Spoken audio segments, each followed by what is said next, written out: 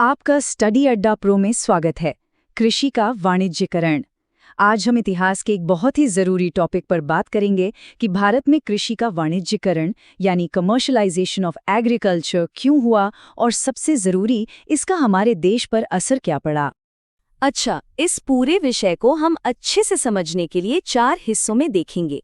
पहले हम एक इंट्रोडक्शन लेंगे कि इसका मतलब क्या है, फिर हम उन कारणों को जानेंगे जिनकी वजह से ये सब हुआ। इसके बाद हम देखेंगे कि भारत पर इसके प्रभाव क्या-क्या पड़े और आखिर में हम एक क्विक समरी और एग्जाम के लिए एक मज़ेदार ट्रिक देखेंगे। तो चलिए पहले सेक्शन से शुरू करते हैं और समझते हैं कि ये कृषि का वाणिज्यीकरण आखिर था क्या। तो देखिए, इस पूरे खेल के सेंटर में थी नकदी फसलें, जिन्हें हम कैश क्रॉप्स भी कहते हैं। अब ये होती क्या है? ये वो फसलें थीं जिन्हें किसान अपने घर के इस्तेमाल के लिए नहीं बल्कि सीधा बाजार में बेचने के लिए उगाते थे ताकि मुनाफा कमा सके।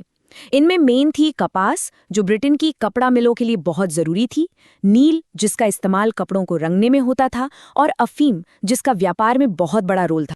ठीक है, तो अब हम ये तो समझ गए कि नकदी फसलें क्या थीं, पर सवाल ये उठता है कि किसान जो सदियों से अनाज उगा रहे थे वो अचानक इन्हें उगाने पर क्यों शिफ्ट हो गए। तो आइए हमारे दूसरे सेक्शन में इसके पीछे के मेन कारणों को जानते हैं। देखिए, इसके पीछे सबसे बड़ा हाथ था ब्रिटिश सरकार के अपने हितों का। ब्रिटेन में उस वक्त औद्योगिक क्रांति यानी इंडस्ट्रियल रेवोल्यूशन चल रही थी। उनकी फैक्ट्रियों को दिन रात चलाने के लिए कच्चे माल, खासकर कपास की जबरदस्त जरूरत थी और इसके लिए भारत उन्हें सबसे सही जगह लगा। साथ ही चीन के साथ उनका जो व्यापार था उसमें घाटा हो रहा था, तो उस घाटे को पूरा करने के लिए उन्होंने भारत में अफीम की खेती को जबरदस्ती बढ़ावा दिया ताकि उसे चीन को बेच सकें। अब सोचिए, इस पूरे प्रोसेस को और भी तेज किसने किया? नई ट्रांसपोर्ट व्यवस्था ने। भारत में रेलवे का जाल बिछाया गया, जिससे देश के अंदरूनी गांवों से कच्चा माल बंदरगाहों तक पहुंचाना बहुत आसान हो गया। इसने एक तरह से एक नेशनल मार्केट बना दिया। और तो और, स्वेज नहर के खुल जाने से भारत और यूरोप के बीच का समुद्री रास्ता बहुत छोटा हो गया। इससे क्या हुआ? लागत कम हुई और व्यापार और भी ज्यादा मुनाफे वाला बन गया। लेकिन ये बदलाव सिर्फ नए मौकों की वजह से नहीं था, बल्कि किसानों पर बहुत भारी दबाव भी था।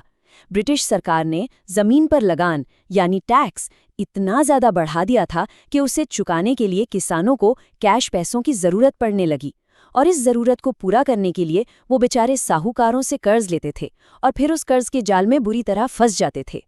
तो अपनी जमीन बचाने और लगान चुकाने की मजबूरी में उन्हें अनाज की जगह नकदी फसलें उगानी पड़ी। और इसी दौरान दुनिया में एक और बड़ी घटना हुई, अमेरिकी गृह युद्ध। हुआ ये कि अमेरिका उस समय ब्रिटेन का सबसे बड़ा कॉटन सप्लायर था, लेकिन युद्ध की वजह से वहां से सप्लाई एकदम बंद हो गई। अब इसका सीधा असर भारत पर पड़ा। ब्रिटेन ने अपनी जरूरत पूरी करने के लिए भारत से कपास खरीदना तेज कर दिया, जिससे भारतीय कपास की मांग और कीमतें दोनों आसमान छूने लगी। इससे कुछ किसानों को थोड़े टाइम के लिए तो फायदा हुआ, लेकिन ये बस एक टेम्पररी फेज था। जैसे ही अमेरिकी गृह युद्ध खत्म हुआ, मांग फिर से धड़ाम से नीचे गिर गई।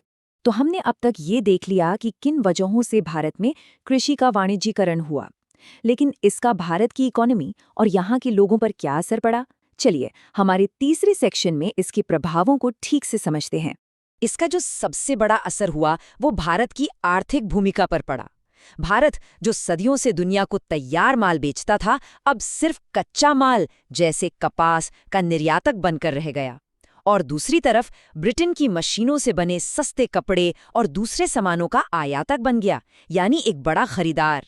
इसका सीधा और बहुत ही विनाशकारी प्रभाव हमारे घरेलू उद्योगों और हस्तशिल्प पर पड़ा, जो इस कंपटीशन में टिक ही नहीं पाए और धीरे धीरे बर्बाद हो गए। इसका असर सिर्फ इकोनॉमी पर नहीं बल्कि सीधे तौर पर जमीन और लोगों के पेट पर पड़ा। एक ही तरह की नकदी फसलें बार बार उगाने से जमीन की उपजाऊ शक्ति कम होने लगी और ब्रिटिश सरकार ने इसे सुधारने के लिए कोई खास कदम नहीं उठाए। और जब ज्यादातर खेतों में खाने वाले अनाज की जगह नकदी फसलें उगने लगी, तो जाहिर है देश में खाने पीने की चीजों का उत्पादन घट गया। इसका नतीजा ये हुआ कि भारत में बार बार भयानक अकाल पड़े और लाखों लोग भूखमरी के शिकार हो गए। तो अब एक बड़ा सवाल उठता है कि इस पूरे बदलाव से आखिर फायदा हुआ किसे। जैसा कि आप देख सकते हैं, जो छोटे किसान थे वो तो पूरी तरह से बाजार के उतार चढ़ाव पर निर्भर हो गए और उन्हें ज्यादातर नुकसान ही झेलना पड़ा। हाँ, कुछ अमीर और बड़े किसानों को ज़रूर थोड़ा बहुत फ़ायदा हुआ, लेकिन उनकी संख्या बहुत ही कम थी। असली और सबसे ज़्यादा फ़ायदा तो ब्रिटिश सरकार को हुआ, जिन्हें बहुत ही सस्ते में कच्चा माल मिल गया और उन्होंने रेलवे से भी खूब मुनाफा कमाया। चलिए, अब तक हमने जो कुछ भी सीखा है उसे अपने आखिरी सेक्शन में जल्दी से रिवाइज करते हैं। ये हिस्सा एग्जाम के पॉइंट ऑफ व्यू से बहुत जरूरी है, तो थोड़ा ध्यान से सुनिएगा।